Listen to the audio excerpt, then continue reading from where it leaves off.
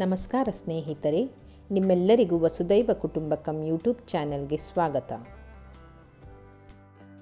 ನಾನಿವತ್ತು ಮನೆಯಲ್ಲೇ ಸುಲಭವಾಗಿ ಹಾಗೂ ಆರೋಗ್ಯಕರವಾದ ನಿಂಬೆಹಣ್ಣಿನ ಉಪ್ಪಿನಕಾಯಿ ಮಾಡೋದು ಹೇಗೆ ಅಂತ ತಿಳಿಸ್ಕೊಡ್ತೀನಿ.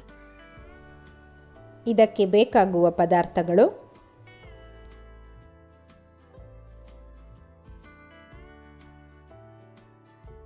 ನಿಂಬೆಹಣ್ಣು, ಹಸಿಮೆಣಸಿನಕಾಯಿ,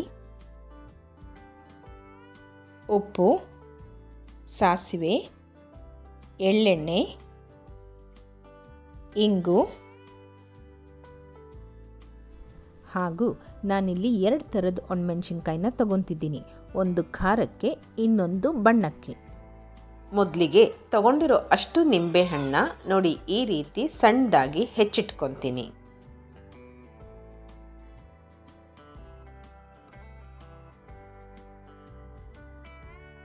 ಹಾಗೂ ಹಸಿಮೆಣಸಿನ್ಕಾಯಿನ ನಾನು 2 ಹೋಳು ಮಾಡ್ಕೊಳ್ದೆ. ನೋಡಿ ಈ ರೀತಿ ಮಧ್ಯದಲ್ಲಿ ಜಸ್ಟ್ ಕಟ್ ಮಾಡ್ಕೊತೀನಿ.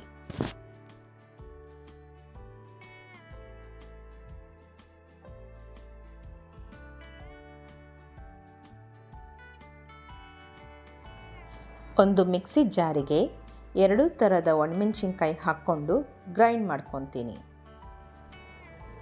ಮೊದಲಿಗೆ ಒಂದು ದೊಡ್ಡ ಬಾಣಲೆಯಲ್ಲಿ ಎಳ್ಳೆಣ್ಣೆನ ಹಾಕೊಳ್ಳೋಣ. ಸ್ನೇಹಿತರೆ, ನಾವಿಲ್ಲಿ ಮಾಡಬೇಕಾದ್ರೆ ಮೊದಲೇ ದೊಡ್ಡ ಬಾಣಲಿನ ತಗೊಳ್ಳೋಣ. ಯಾಕಂದರೆ ನಾವು ಹೆಚ್ಚಿಟ್ಟಿಟ್ಕೊಂಡಿರುವ ಅಷ್ಟು ನಿಂಬೆಹಣ್ಣ ಮಿಕ್ಸ್ ಮಾಡೋದಕ್ಕೆ ನಮಗೆ ಈಸಿ ಅಂತ ಅನಿಸುತ್ತೆ. ಎಣ್ಣೆ ಕಾದ ನಂತರ ಇದಕ್ಕೆ ಸಾಸಿವೆ, ಇಂಗು,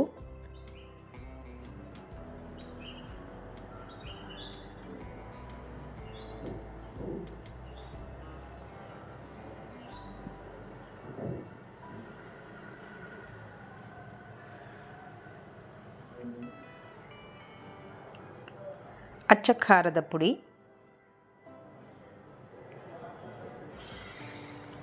ಕಲ್ಲುಪ್ಪು,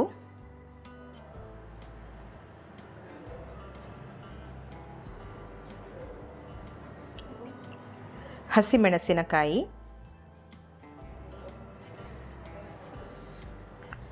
ಹೆಚ್ಚಿಟ್ಟುಕೊಂಡಿರುವ ನಿಂಬೆಹಣ್ಣು,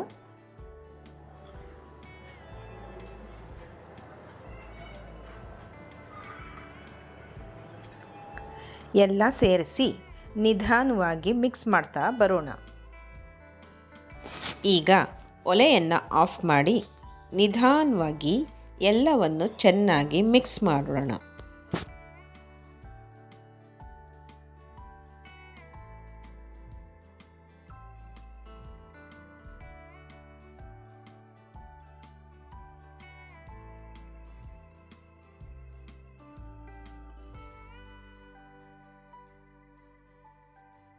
ಕೊನೆಯದಾಗಿ ಬಾಣಲಿಯಲ್ಲೇ ಇದನ್ನೆಲ್ಲ ಆರೋದಕ್ಕೆ ಬಿಟ್ಟು ಇದೆಲ್ಲ ತಣ್ಣಗಾದ ಮೇಲೆ ಒಂದು ಜಾಡಿಗೆ ಹಾಕಿ ನೋಡಿ ಈ ರೀತಿ ಬಟ್ಟೆಯಿಂದ ಜಾಡಿಯನ್ನು ಮುಚ್ಚೋಣ.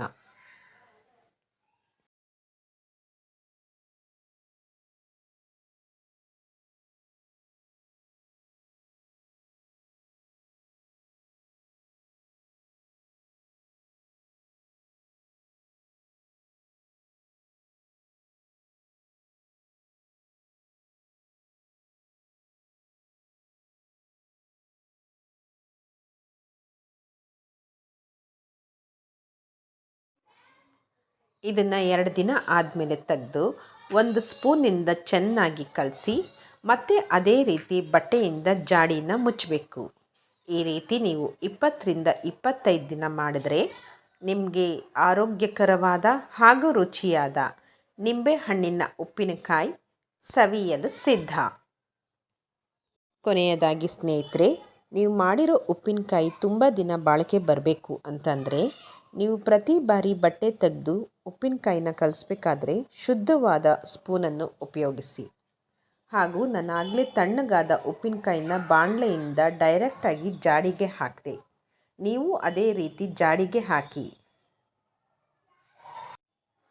ಯಾಕಂದರೆ ನೀವು ಅದನ್ನು ಪ್ಲಾಸ್ಟಿಕ್ ಕಂಟೈನರ್ಗೆ ಏನಾದರೂ ಹಾಕಿದ್ರೆ ಉಪ್ಪಿನಕಾಯಿ ಕೆಡುವ ಚಾನ್ಸಸ್ ತುಂಬ ಇರುತ್ತೆ.